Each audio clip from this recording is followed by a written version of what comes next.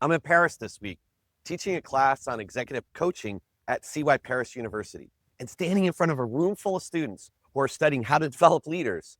And last night, walking along the Seine, a thought hit me so hard, I wanted to stop walking. When was the last time someone coached me? Not someone I hired, not a book I read, and not a podcast I listened to while running through jet lag at 6 a.m. When was the last time another human being sat across from me and asked, "How are you? Really?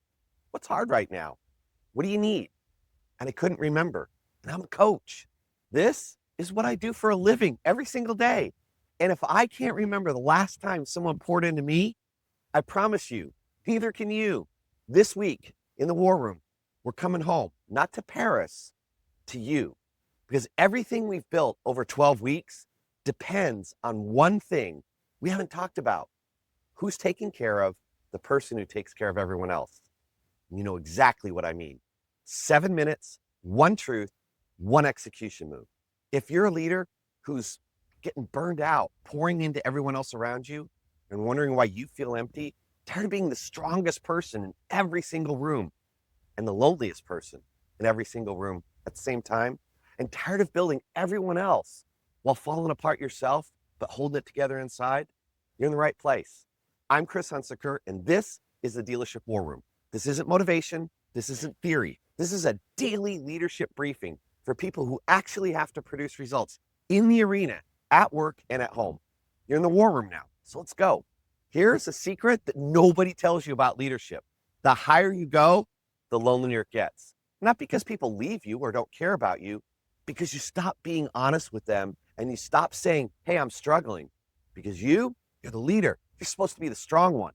And you stop asking for help because you're supposed to have all the answers. You're the leader. You stop being vulnerable because the last time you showed weakness, someone used it against you. Or at least that's the story you've been telling yourself. And over time, you've built up a wall that's so effective at protecting you from others that it's also cutting you off from everything you need. Connection, honesty, someone who sees you not as the leader, but as the person behind the leadership. And here's the dagger line. The wall you built to protect your leadership is the same wall that's starving it. I started my career as an addiction counselor, working with teenagers. And one of the first things they taught us in that field was a concept called compassion fatigue. It's what happens to caregivers who give and give and give and give, but they're never replenishing what they're pouring out. The symptoms, they're almost invisible at first. A little more cynicism than usual, a little less patience, a little more distance from the people that you lead. And you start going through the motions. The coaching conversations happen, but you're not really there. Your body's in the room, but your spirit left about 3 months ago and nobody noticed because you've gotten so good at performing leadership that leadership looks real even when there's nothing behind it. Compassion fatigue doesn't announce itself. It accumulates. One unreturned favor to yourself at a time. One skipped recovery ritual at a time. One more month of output without input at a time. Until the leader who was once on fire is running on fumes and calling it discipline. Here in Paris, there's a cathedral that took 200 years to build, Notre Dame. And after 800 years of standing, it nearly burned to the ground in 2019, not from an attack and not from a catastrophe, from neglected maintenance. The scaffolding, the electrical work, small things that nobody prioritized because the cathedral looked fine from the outside. That's exactly what happens to a leader who never maintains the inner structure from the outside. Everything looks fine. The store runs. The numbers are decent. The team is coached. But inside, the wiring is frayed. The scaffolding is weak. And one spark, one bad month, one personal crisis, one season of sustained pressure, and the whole thing is at risk. Not because you're weak, but because you're unmaintained. So here's the question this entire week is built around. What are you doing specifically, intentionally, on purpose to maintain yourself? Not your team, not your store, not your numbers.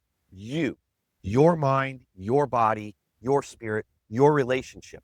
The parts of you that don't show up on the P&L, but they're there. But that everything on the P&L depends on.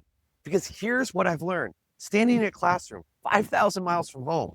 I could teach coaching all day long, but if I'm not being coached, if I'm not being challenged, refueled, seen, and cared for by someone who has no agenda other than my own growth, that's running dry while pretending to be a river. So here's today's execution move. And please look at this. I call this the source audit.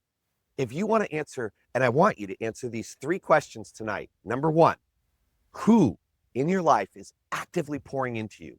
Not professionally, personally. Someone who asks, how are you doing? And waits for the real answer. If you can't name someone, that's your first gap. And it's the most important one on the list. Start today. Question 2, when was the last time you were honest with another human being about how you're actually doing? Not the performance version, the real version. If it's been more than a month, then you're running on reserves that are almost gone. Take care of it today. Number 3, what fills you? Not what relaxes you, not what numbs you, what actually fills you back up. A conversation with a friend who knows you, time in nature, time in prayer, time with a book that challenges you, time with your family, truly present, not just in the room. Name it and write it down and ask yourself when you last did it. Because the leader who never refuels doesn't burn out dramatically in a big flame out. They fade slowly, quietly, until the fire that once drove everything, smoke. And if you're a leader who's been giving everything to everyone and quietly running on empty, send them this episode, not with advice, just with a message. I thought of you, and I wanted you to know someone sees you. Because elite leaders don't just build others, they let themselves be built. They stay honest about what they really need, and they stay connected to people who see them, not just the title, and they refuse to let the fire go out. Not because they're selfish, because everyone that they lead is depending on that flame. That is the kind of leader you're becoming. And tomorrow, I'm going to share with you another thought from Paris, daily disciplines that have kept me grounded for 30 years, and the ones that the most resilient leaders I've ever coached all have in common. So today, go out, create some leadership fire, fill the tank, and I'll see you tomorrow in the dealership war room.